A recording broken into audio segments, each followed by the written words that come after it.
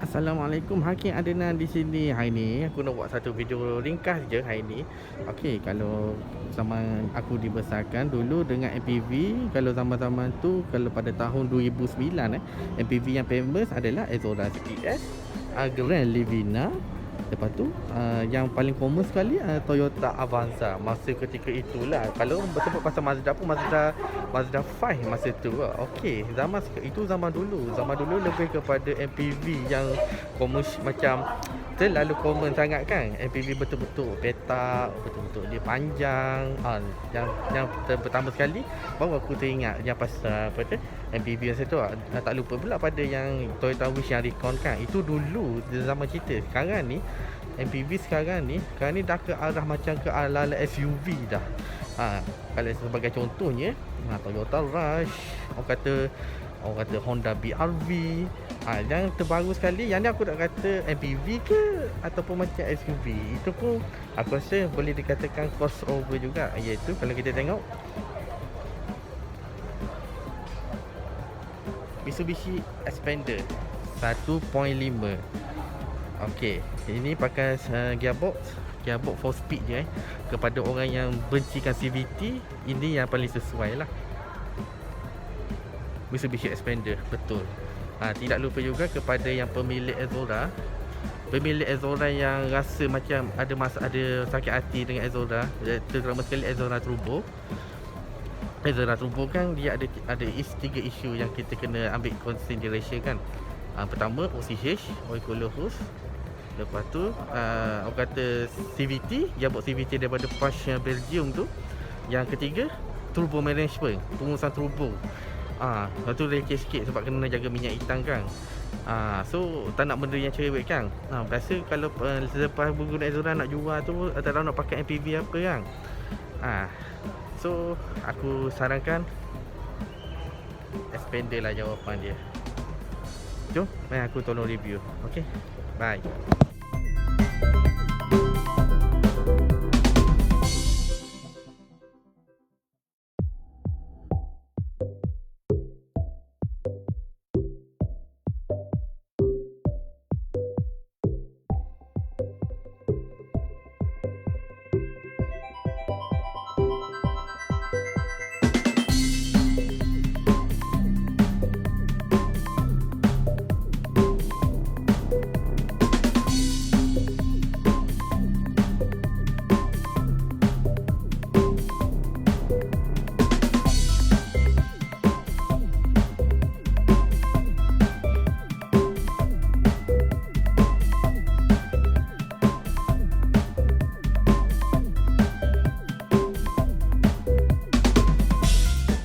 Okey, di hadapan saya lah, inilah aku nak cakap dengan korang. Inilah Mitsubishi Xpander 1.5 dengan 4 speed automatic gearbox. Okey, mari kita tengok dari segi exterior. Kita tengok exterior daripada luar ni. Kalau korang tengok, memang inilah satu-satunya MPV crossover paling handsome lah berbanding dengan Rush dengan BRV lah. Sebab masing-masing, kalau dengan Rush dengan BRV masing-masing menampakkan macam ala-ala SUV. Okey, untuk yang Xpander ni aku tak faham. Dia macam combination dengan SUV dengan MPV. Kita tengok daripada segi luar dia, memang nampak orang kata design dynamic sheet dia memang cantik. Dia ada tiga section lampu, iaitu yang pertama adalah inilah orang kata DRL, lampu siang, daylight running light. Ini lampu utama dia. Lampu utama dia pakai LED. Lepas tu yang bawah ni lampu signal dia. Memang cantik. Kalau buka semua ni memang terang gila lah dunia ni. Ni fog light ni fog light, bukan fog light yang warna kuning, ni fog light LED. Lepas tu color dia ni Mitsubishi. Okey. Kalau tak silap saya, kat depan ni kalau tengok dia ada kamera. Ni nampak ni ada kamera kat sini. Lepas tu dia ada finishing dekat bawah ni. Ada bumper ni seolah-olah nampak garang sikit, ala-ala macam orang kata 4x4. Sebenarnya ni bukan 4x4. Memang cantik, dia punya bawah ni memang cantik. Nampak kemas je. Dengan tiga orang kata nampak 3 section lampu ni. Okey, ni dari segi luar dia. Ni yang nampak gemuk sikit. Untuk yang versi yang Indonesia, yang orang kata yang terbaru punya, dia macam betul hammer tall punya. Tapi belum masuk Malaysia lagi. Versi Malaysia dalam dia cuma warna hitam. Untuk yang Indonesia je warna putih punya dalam interior punya. Sebab orang Malaysia kan selari dengan makan dalam kereta, sebab tu dia buat warna hitam. Okey, untuk side profile tepi dia memang nampak handsome lah. Orang kata apa, nampak handsome betul-betul lah. Dengan orang kata story 16 inci je, tapi nampak daripada jauh tu tayar tu nampak kecil sikit, tapi dia punya ground clearance dia antara yang paling tinggi lah, 202mm. Bermaknanya ni lebih tinggi berbanding Toyota Rush dengan Honda BRV Sebab yang ni color ni untuk color versi Expander ni dia ada banyak warna. Dia ada warna putih, ada warna silver, ada warna hitam ada. Tetapi yang paling famous warna hitam lah. Okey, mari kita tengok dia punya finishing dia. Tengok finishing dia chrome kat sini. Dia ada keyless entry. Okey, ni dia punya safety feature dia. Okey, ada. Ni dia tak ada nak airbag, yang ada dua airbag saja, ABS, ESC. Dia ada yang basic punya safety. Dia tak ada advanced safety assist, dia tak ada. Dia tak ada kamera depan. So dia basic saja. Dia bagi 4 bintang je sebab dia tak ada safety sense, dia tak ada. Dia bagi basic punya. Okey, untuk side yang side mirror ni dia masih dia bagi signal indicator. Okey, dari segi side yang tepi ni yang paling aku suka. Dia gabung kat sini terus. Kalau ikutkan design ni, kalau cuba kalau tinted semua ni, nampakkan lebih, orang kata lebih eksklusif lah. Ni pandailah dia punya Mitsubishi, dia hitam bukan sampai kat sini terus, sampai hujung ke lampu kat sini. Ini memang nampak kemas gila lah dengan lekuk-lekuk ni. Yang saya suka ni. Okey, ini antara faktor kenapa saya kata dia punya practicality dia sama macam Proton Exora adalah kalau dari segi ruang belakang lagi space dia. Mari kita tengok sebab apa. Dari segi ruang belakang dia, dia kursi dia sama macam Proton Exora. Dia boleh selantak, lepas tu dia boleh lipat rata.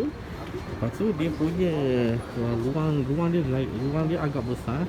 Cuma dia punya tinggi dia jangan samakan dengan Exora, sebab dia punya Exora ni dia punya level sign dia sama macam Innova. Cuma aku cakap dari segi practicality lah, maksud dia kursi dia boleh lipat rata. Dia boleh lipat rata, lepas tu dia boleh split dua-dua, mana satu boleh tu. Lepas tu dia kursi siapa dia untuk yang second row pun dia boleh lipat rata sama macam Proton Exora punya. Sebab tu sebenarnya aku cakap macam tu sama dia punya. Kalau anda rasa kecewa dengan Proton Exora dan dari segi masalah servis dengan dia kata after sale, so Mitsubishi Expander lah jawapan dia. Apa yang sama dia, dia ada masih untuk row dia masih ada kata cup holder. Cuma aircon tak sama lah macam tu lah. Cuma dia tambah baikkan dari segi tu lah, dia ada 4 aircon. Kalau untuk yang BRV, untuk Toyota Rush dia ada 3 je. Belakang ni pun ada soket. Ni ada soket belakang ni. Sama macam Exora. Dan tidak lupa pula yang untuk Expander dekat ruang belakang tu masih boleh simpan dia barang-barang basah ke, kasut yang busuk ke, boleh simpan dekat sini. Sangat praktikal, that's why lah ni lebih praktikal daripada BRV dengan Rush. Kalau untuk yang BRV, Toyota Rush, kalau dia tak boleh lipat rata. BRV dia kursi masih ada bonggol kalau kita lipat. Itu masalah dia. Tapi ruang paling sempit Toyota Rush ataupun Pro 2 sama je. Dari segi belakang dia punya, aku suka yang belakang punya, memang nampak handsome betul dengan lampu LED ni. Cuma ada beberapa sikit yang mentol, seperti yang kata lampu brake yang mentol, lepas tu lampu signal, lepas tu lampu undur dia masih mentol lagi. Kita cuba ni lah pada waktu malam ni memang nampak handsome betul. Memang nampak betul-betul orang kata SUV, MPV crossover yang paling maskulin lah. Kat bawah ni ada reflector ni orang panggil fog light. Dia fog light. Dia pasang waktu kabut ni, lampu kabut lah. Dia masih dibekatkan ini reverse camera. Okey, untuk harga, ni lah harga untuk pasaran Malaysia. Nanti aku bagi nombor contact number. Ni lah untuk harga dia. Korang boleh tengok ni ada 4 color. White pearl ada. Ni kat depan sini white pearl. Ada Dynamo Black, Titanium Grey, ada Red Metallic warna merah. Sorry, tertinggal pula warna merah. Titanium Grey ni yang black ni. Kat sana ada warna black. Okey, bercakap dari segi ruang belakang ni. Okey. Inilah yang aku cakap practicality dia. Di kursi kursi boleh lipat. Lepas tu di belah tu nampak tak? Di kursi leather, fully leather. Ni fully leather, sama juga macam Proton Exora yang full spec. Cuma untuk Proton Exora dia tidak boleh orang kata depan belakang dia tidak boleh. Dan untuk Mitsubishi Xpander dia boleh depan belakang. Exora memang tak boleh macam. Okey, untuk Xpander ni ada 4 blower aircon belakang ni. Dia tak macam setiap row Exora dia ada setiap row aircon kan. So tak apa, tak ada masalah. Ruang belakang boleh rasa dia punya keselesaan ventilation. Ni punya lampu belakang macam ni. Ruang belakang dia memang agak besar. Sorry, gelap. Okey, mari kita tengok dari segi ni macam biasalah. Ada auto tunggu tingkap. Okey, biasa dia ni unlock kat sini. Okey, dari segi interior dia kalau kita tengok dari segi interior dia menampakkan memang agak simple, minimalis tapi bersederhana, tapi tidak melupa pada orang kata konsep futuristik, moden. Masih kekal lagi dengan finishing dekat sini. Finishing orang kata silver ni memang cantik. Yang aku suka dia punya float screen ni, infotainment ni. Dia ada Android Play, Apple CarPlay ada auto. Android Auto. Dia punya skrin dia memang besar lah. Aku tak silap aku dalam 8 inci, tak silap aku memang besar. Tak adalah macam border tepi macam Corolla Altis. Nampak macam kemas sikit memang kemas lah dia punya tu. Lepas tu dia punya kualiti dashboard dia hard plastik. Cuma dia punya kualiti dia lebih better daripada Toyota. Betul aku tak tipu. Betul. Okey, dari segi untuk side dia ada infotainment untuk average fuel consumption. Betul, dia ada ni tak ni sorry, tak apa. Dia macam aku cakap ada fuel consumption ke distance ke 3A 3B semua ada kat sini range dia. Lepas tu dia ada ni dashcam. Kereta ni dia kali ada dashcam. Apa dah ada dashcam. Komplit dengan dashcam. Okey, untuk tepi ni okey, dia ada pun start stop button. Untuk kawalan kawalan side mirror kat sini. Lepas tu dia ada traction control. Lepas tu headlight adjuster kat sini. Dia ada basic dia tak ada macam untuk butang-butang untuk safety sense dia tak ada macam contoh link KPSC dia tak ada. Dia tak ada orang kata ADAS Advanced Safety AC tak ada. Lepas tu dia tak ada orang kata blind spot monitoring dia tak ada. Lepas tu untuk yang dia tak ada reverse sensor, yang blind spot reverse sensor dia tak ada. Dia ada just basic sahaja.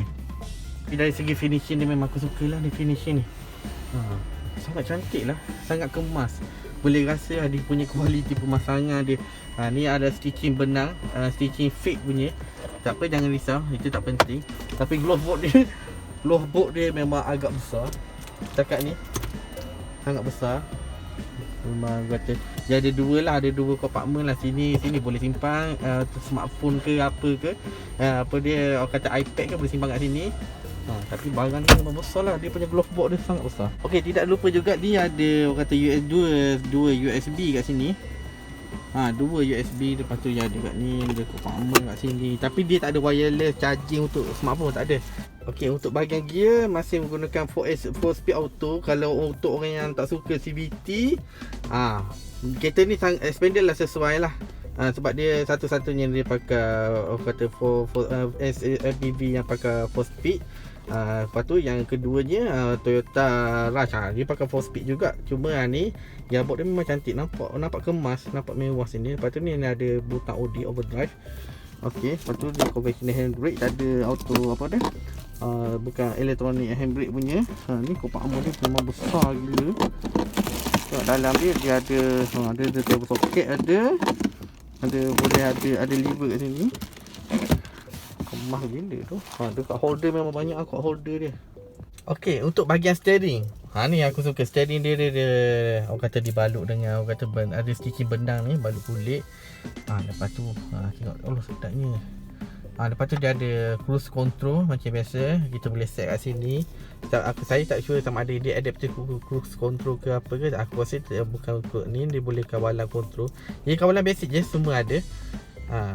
Kawalan calling, volume, semua everything semua kat sini. Kawalan audio kat sini. Tapi dia punya piano black dia nampak mewah kat sini.